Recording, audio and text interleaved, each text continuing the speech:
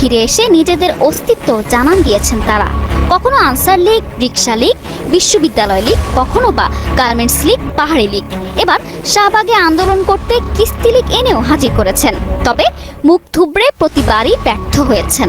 বাংলাদেশে হিন্দুদের জন্য গলা ফাটিয়েছিলেন সাধু চিন্ময় কৃষ্ণ দাস, আর তাকে গ্রেপ্তার করে বাংলাদেশের সরকার। কিন্তু এইবার এই বিষয়টি শুধুমাত্র বাংলাদেশের মধ্যে নেই, মোদির ভারত এইবার কিন্তু সরাসরি সতর্ক করেছে বাংলাদেশকে। ভারতীয় আগ্রাসনের দিন শেষ, এটা ছাত্র জনতার নতুন বাংলাদেশ।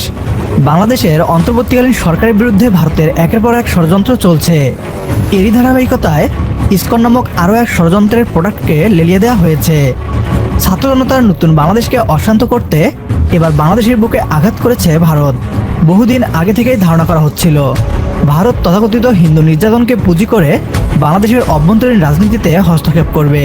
1971 সালের মতো পরিস্থিতি বাংলাদেশের, এমন অজুহাত দাঁড় করাতে চাইবে তারা। এই বাংলাদেশ 1971 সালের বাংলাদেশ নয়, 2024 সালের ছাত্র জনতার নতুন বাংলাদেশ। বাংলাদেশের অভ্যন্তরে নাক গলানোর আগেই এবার ভারতের নাক কেটে দিয়েছে বাংলাদেশ। বাংলাদেশকে গোলাম বানাতে ভারতের ইসকন ষড়যন্ত্রের পর্দা ফাঁস করে শক্ত হাতে তা মোকাবেলা করছে ডক্টর মোহাম্মদ ইউনূস। ছাত্র জনতার সরকার রুখে দাঁড়িয়েছে ভারতের বিরুদ্ধে। নতুন বাংলাদেশের নতুন রূপ দেখে হতভম্ব হয়ে পড়েছে তারা। আমরা অবরোধ করব, পরিস্থিতি দেখে প্রয়োজনে পার্মানেন্ট অবরোধ হবে। ভারতের পশ্চিমবঙ্গের একজন নেতা হুঙ্কার দেন বাংলাদেশের সীমান্ত অবরোধ করবেন। আরে বেটা, আমরা মুসলমান, একবার যদি খেপে যাই, একবার যদি মুসলমান প্রস্তাব করে দেয়, তোর পশ্চিমবঙ্গ বেঁচে যাবে। এটি ভারতের জন্য একটা বড় ধরনের একটা থ্রেট। তো পরিষ্কার, এবং এখন ভারতের সংকট আরো বাড়লো। তোমাদেরকে স্বাগতম, আসো আমরা ঈদের মেহমানদারি করব।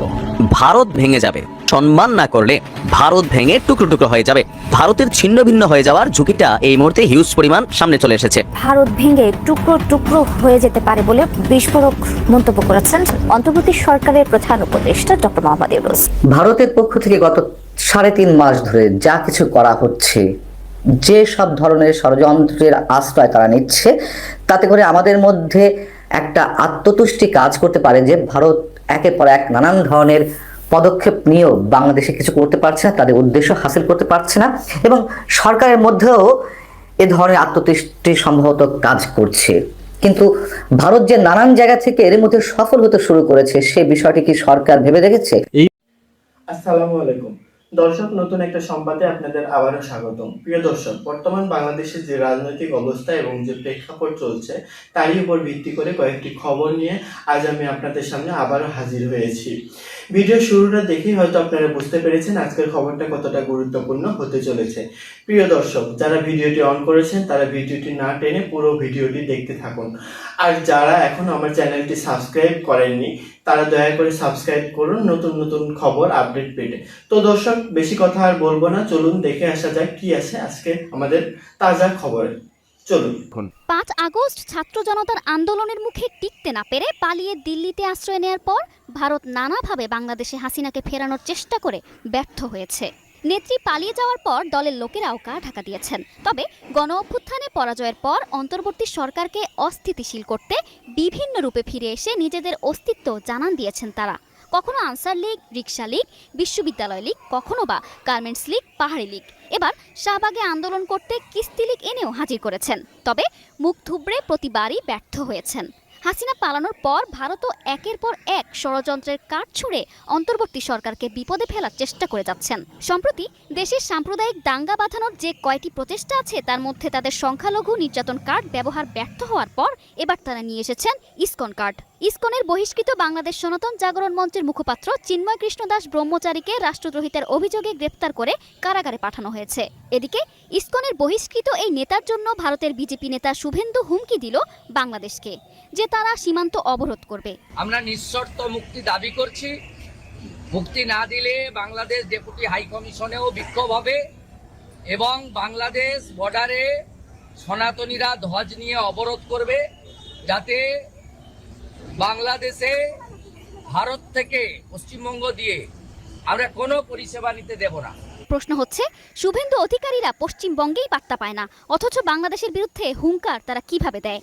আর বাংলাদেশের অস্থিরতা সৃষ্টির জন্য ইসকনকে যে ভারত মাঠে নামিয়েছে তার প্রমাণ শুভেন্দু অধিকারীর হুমকি শুধু নয়, ভারতের পররাষ্ট্র মন্ত্রণালয়ের বিবৃতিও তাই প্রমাণ করে।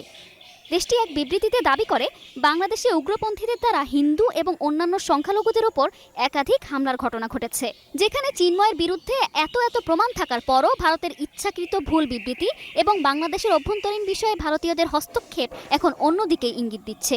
পর্দার আড়ালে থেকে হিন্দুত্ববাদী ভারত ও আওয়ামী লীগ কলকাঠি নাড়ছে তা এখন স্পষ্ট জাতির কাছে। এদিকে চিন্ময়ের মুক্তির দাবিতে মিছিলের প্রস্তুতি নেওয়ার সময় আওয়ামী লীগ ও যুবলীগের 6 নেতাকে গ্রেফতার করেছে পুলিশ। ভারতে বসে সরকার উৎখাতে একের পর এক ষড়যন্ত্র করেই যাচ্ছেন শেখ হাসিনা, এমনটাই বলছেন বিশ্লেষকরা। বাংলাদেশে হিন্দুদের জন্য গলা ফাটিয়েছিলেন সাধু চিন্ময় কৃষ্ণ দাস, আর তাকে গ্রেপ্তার করে বাংলাদেশের সরকার। কিন্তু এইবার এই বিষয়টি শুধুমাত্র আর বাংলাদেশের মধ্যে নেই, মোদির ভারত এইবার কিন্তু সরাসরি সতর্ক করেছে বাংলাদেশকে। ভারতীয় আগ্রাসনের দিন শেষ, এটা ছাত্র জনতার নতুন বাংলাদেশ। বাংলাদেশের অন্তর্বর্তীকালীন সরকারের বিরুদ্ধে ভারতের একের পর এক ষড়যন্ত্র চলছে। এরই ধারাবাহিকতায় ইসকন নামক আরও এক ষড়যন্ত্রের প্রোডাক্টকে লেলিয়ে দেওয়া হয়েছে। ছাত্র জনতার নতুন বাংলাদেশকে অশান্ত করতে এবার বাংলাদেশের বুকে আঘাত করেছে ভারত। বহুদিন আগে থেকেই ধারণা করা হচ্ছিল ভারত তথাকথিত হিন্দু নির্যাতনকে পুঁজি করে বাংলাদেশের অভ্যন্তরীণ রাজনীতিতে হস্তক্ষেপ করবে। 1971 সালের মতো পরিস্থিতি বাংলাদেশের, এমন অজুহাত দাঁড় করাতে চাইবে তারা। এই বাংলাদেশ 1971 সালের বাংলাদেশ নয়, 2024 সালের ছাত্র জনতার নতুন বাংলাদেশ। বাংলাদেশের অভ্যন্তরে নাক গলানোর আগেই এবার ভারতের নাক কেটে দিয়েছে বাংলাদেশ। বাংলাদেশকে গোলাম বানাতে ভারতের ইসকন ষড়যন্ত্রের পর্দা ফাঁস করে শক্ত হাতে তা মোকাবেলা করছে ডক্টর মোহাম্মদ ইউনূস। ছাত্র জনতার সরকার রুখে দাঁড়িয়েছে ভারতের বিরুদ্ধে। নতুন বাংলাদেশের নতুন রূপ দেখে হতভম্ব হয়ে পড়েছে তারা। বিস্তারিত থাকছে আজকের এই ভিডিওতে। প্রথমেই দেখে নেওয়া যাক কি বলছে পশ্চিমবাংলার মিডিয়া। বাংলাদেশে হিন্দুদের জন্য গলা ফাটিয়েছিলেন সাধু চিন্ময় কৃষ্ণ দাস, আর তাকে গ্রেপ্তার করে বাংলাদেশের সরকার। কিন্তু এইবার এই বিষয়টি শুধুমাত্র আর বাংলাদেশের মধ্যে নেই, এই বিষয়টি বাংলাদেশ ছাড়িয়ে ভারতে এসেছে। অর্থাৎ মোদির ভারত এইবার কিন্তু সরাসরি সতর্ক করেছে বাংলাদেশকে। অর্থাৎ তারা যে গভীরভাবে বিষয়টা দিকে নজর রাখছে সেটা কিন্তু আর বলার অপেক্ষা রাখে না। কারণ দিকে দিকে যখন এরকম গ্রেপ্তারের পর হিন্দুদের উপর অত্যাচার বাড়লো, সংখ্যালঘুদের উপর অত্যাচার বাড়লো, সেইখানে তারপর কিন্তু ভারত সরকার চুপ করে বসে থাকতে পারে না। আর সেই বার্তাই দিয়েছে ভারত। যখনই গ্রেপ্তার করা হয় চিন্ময় কৃষ্ণ দাসকে, তারপরেই সকাল থেকে কিন্তু হিন্দুদের প্রতিবাদের ঝড় ওঠে বাংলাদেশের দিকে দিকে। এবার সরাসরি হস্তক্ষেপ করতে শুরু করে দিল ভারত সরকার। এই গোটা ঘটনায় রীতিমতো মোদির ভারত উদ্বেগ প্রকাশ করলো, যার ফলে রীতিমতো ইউনূস সরকারের চাপ বাড়লো। এটাই মনে করছে আন্তর্জাতিক বিশেষজ্ঞ মহল। কারণ এই প্রথম সরাসরি ভারত কোনো একটি বিষয় নিয়ে হস্তক্ষেপ করলো।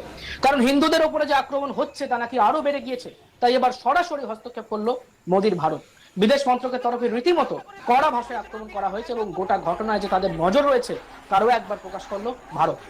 একটি বার্তায় তারা লিখেছেন, আমরা শ্রী চিন্ময় কৃষ্ণ দাসকে গ্রেপ্তার এবং জামিন না দেওয়ার বিষয়টি নিয়ে গভীরভাবে উদ্বিগ্ন। চিন্ময় কৃষ্ণ দাস বাংলাদেশ সম্মিলিত সনাতন জাগরণ জোটের মুখপাত্র ছিলেন। এই ঘটনাকে কেন্দ্র করে বাংলাদেশের অনেক হিন্দুদের উপরে আক্রমণের ঘটনার খবর পাওয়া গিয়েছে। সংখ্যালঘুদের বাড়িঘর ও ব্যবসা প্রতিষ্ঠানে অগ্নিসংযোগ ও লুটপাটের পাশাপাশি চুরি ভাঙচুর এবং দেবতা ও মন্দিরের উপর হামলা হয়েছে। এটি দুর্ভাগ্যজনক যে যারা এই ঘটনা ঘটাচ্ছে অর্থাৎ অপরাধীরা খোলা জায়গায় ঘুরে বেড়াচ্ছে, অথচ ন্যায্য দাবি নিয়ে চিন্ময় কৃষ্ণ দাস যখন শান্তিপূর্ণ আন্দোলন করতে চাইছেন তখন তাকে গ্রেপ্তার করা হচ্ছে। ভারত ভেবেছিল তাদের এই বিবৃতি শুনে ভয় কাঁপবে ডক্টর মোহাম্মদ ইউনূসের নেতৃত্বাধীন ছাত্র জনতার সরকার। সেই সুযোগ নিয়ে ভারত বাংলাদেশে আরও একবার সেনাবাহিনী পাঠিয়ে একটি স্যাটেলাইট রাষ্ট্রে পরিণত করবে। ভারতীয় সেনাবাহিনীর বিভিন্ন উচ্চপদস্থ জেনারেলদের মুখ থেকে শোনা যায় 1971 সালে বাংলাদেশকে দখল না করা ছিল তাদের ভুল। 53 বছর আগের ভুলকে এখন তারা শুধরাতে চায়। ইসকন নামক জঙ্গি সংগঠনকে লেলিয়ে দিয়ে বাংলাদেশকে গোলাম বানানোর পরিকল্পনা ভারতের। ছাত্র জনতার নতুন সরকার ভারতের ষড়যন্ত্রের জবাব দিচ্ছে চোখে চোখ রেখে। এবার বাংলাদেশের অভ্যন্তরীণ বিষয়ে ভারতের নাক গলানো নিয়ে সরাসরি হুমকি ছাত্র জনতার নতুন সরকারের। চিন্ময় কৃষ্ণ দাসের গ্রেপ্তারের উদ্বেগ জানিয়ে যে বিবৃতি দিয়েছে ভারতের পররাষ্ট্র মন্ত্রণালয়, তার পাল্টা বিবৃতি দিয়ে বাংলাদেশ বলেছে যেভাবে বাংলাদেশের অভ্যন্তরীণ একটি বিষয় চিন্ময় দাসের গ্রেপ্তারের বিষয়টি নিয়ে কোনো মহল ভুলভাবে উপস্থাপন করছে, তাতে বাংলাদেশ হতাশ। ভারতের এইরূপ মন্তব্য বাংলাদেশের অভ্যন্তরীণ বিষয়ে হস্তক্ষেপের শামিল বলেও ভারতকে সতর্ক করা হয়েছে। ভারতকে স্পষ্ট বার্তা দেওয়া হয়েছে তাদের ষড়যন্ত্রকে সহ্য করবে না নয়া বাংলাদেশ। বাংলাদেশের হিন্দু মুসলিম ঐক্যের উপর ভারতের আঘাতকে মেনে নেবে না ছাত্র জনতা।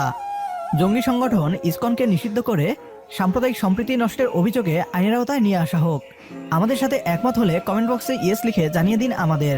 ভারতের পক্ষ থেকে গত 3.5 মাস ধরে যা কিছু করা হচ্ছে, যে সব ধরনের ষড়যন্ত্রের আশ্রয় তারা নিচ্ছে, তাতে করে আমাদের মধ্যে একটা আত্মতুষ্টি কাজ করতে পারে যে ভারত একের পর এক নানান ধরনের পদক্ষেপ নিয়েও বাংলাদেশে কিছু করতে পারছে না, তাদের উদ্দেশ্য হাসিল করতে পারছে না।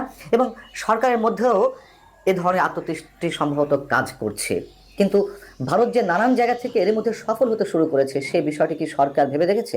এবং ভারত যে ধরনের কথাবার্তা, অপপ্রচার, গুজব চালাচ্ছে, বিশেষ করে সাম্প্রদায়িক ইস্যুকে কেন্দ্র করে, তার নানান ধরনের প্রতিঘাত এর মধ্যে দেখা গেছে। সরকারের পক্ষ থেকে আমরা দেখছি শুধুমাত্র একটা বিবৃতি দিয়েই দায়িত্ব শেষ করে দিচ্ছে। মজার কয়েকটি তথ্য জানিয়ে রাখি আগে।